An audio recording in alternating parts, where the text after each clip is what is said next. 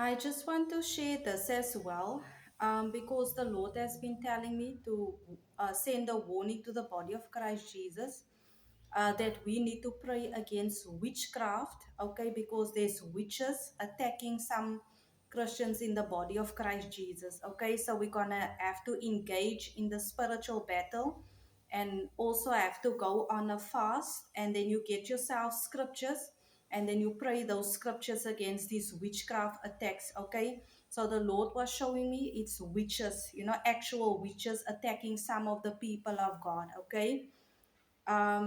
Yes, also what the Lord has been showing me, some of these witches have placed curses, okay, witchcraft curses on people's finances. So what you need to do as a Christian, please pray to break any witchcraft curses placed on your finances, okay?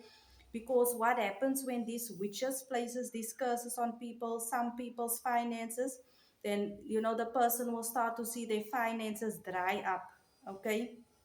And in the kingdom of God there is provision, okay. So God provides for our needs, according to what the Bible says, okay.